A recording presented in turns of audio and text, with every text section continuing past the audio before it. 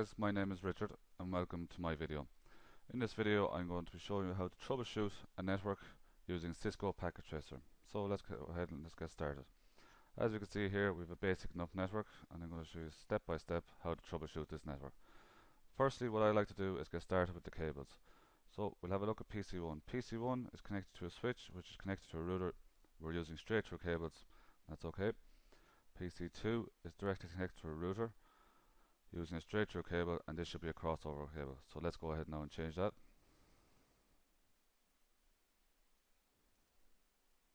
Okay.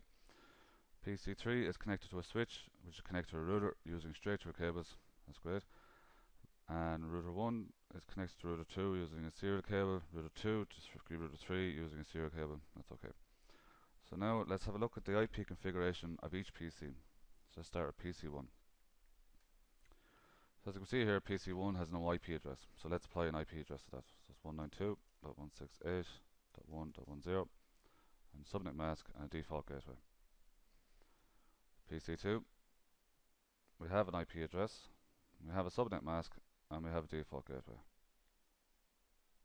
PC3, we have an IP address, we have a subnet mask, but we were missing a default gateway, so let's apply that now. 192.168.5.1. Okay, so that's it. Now let's start looking at the configuration of each router. So we start with router 1. So router 1 has an FA00 interface and a serial 000 interface. So let's check the IP addresses on both of those. So the first command I'm going to use is called a show run command, show running configuration of the router. So let's have a look. So here's our interface FA00, and as you see, we're missing an IP address on that, so we have to apply an IP address on that. And our interface 0000 has an IP address and has a subnet mask, so that's great. And we have our network supplied. So all we have to do now is put an IP address on the FA0/0 interface.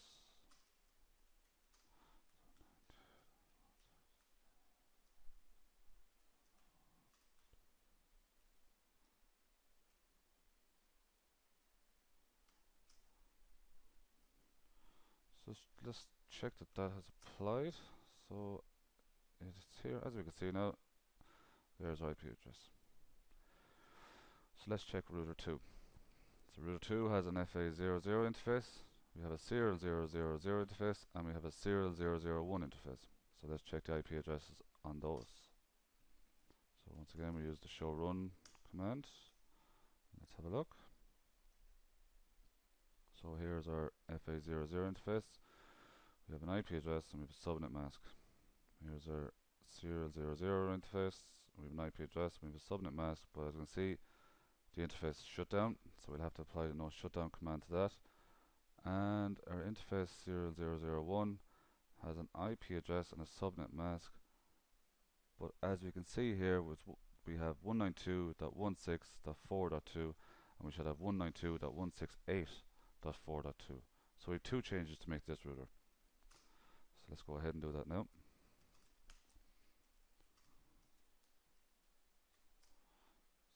So the 000 interface, we apply no shutdown, and as you can see, the change state to up. Okay.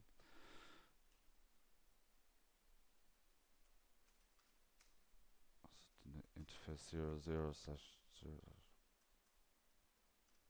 00/01.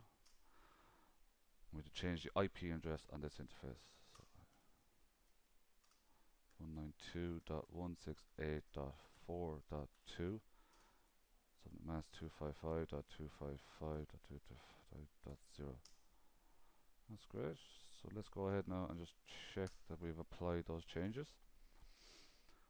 So our interface 000, as you can see, is not shut down anymore, and our 0001 has 192.168.4.2. Okay, and once again we have our router RIP and our networks here. Okay, so let's go ahead and have a look at router 3. So once again we have a FA00 and we have a serial 001 on this router. So let's check that now.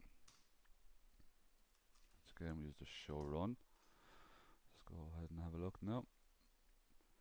So our FA00 has an IP address and has a subnet mask and is up.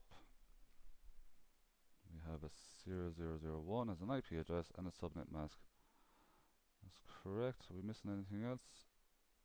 We're missing our networks, so we have to go and apply our networks. So let's go ahead and do that now. So we're using router RIP, and we have to apply the directly connected networks to that router. So we have network 4.0 and network 5.0.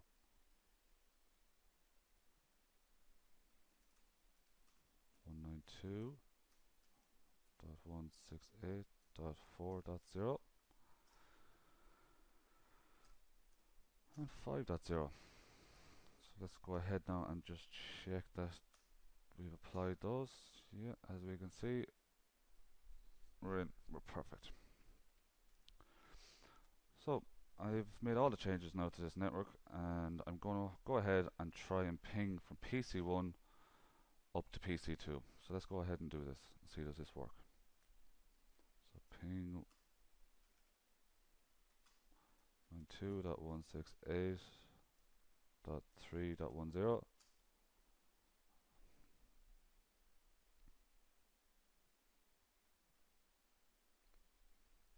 As you see, we're getting a reply from that. I'll just do it again just to double check. Yeah, as you can see, we're getting a reply from PC2. So now let's go ahead and try and ping PC3, which is all the way over here. So let's go ahead and do that now. It's 192.168.5.10. Oh, forgot the dot. 10. And as you can see, we're getting a reply from PC3. So as you can see, guys, now our network's working. I'm able to ping from PC1 up to PC2. I'm able to ping from PC1 all the way across to PC3. So that's it now, guys. It's the end of my video. I hope this video was beneficial and you learned something. If you'd like to leave any comments, you can do so below. And thank you very much for watching, and goodbye. Thank you.